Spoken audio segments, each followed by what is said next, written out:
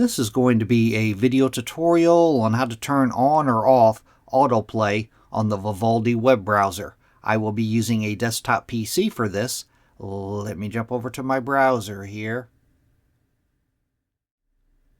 I have the Vivaldi web browser opened up now. To turn on or off autoplay, first thing you want to do is open up Settings. I'm going to go off to the lower left-hand corner, down to the little gear wheel. I'm going to click on the gear wheel. Now in the little dialog box that opens up, the pane off to the left-hand side, I'm going to click on Privacy and Security.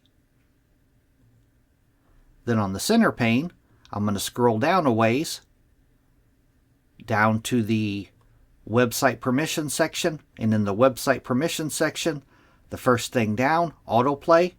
As you can see, mine is currently set to block, but you could click the drop down. You can allow or block. That is how to turn on or off autoplay on the Vivaldi web browser. Thanks for watching.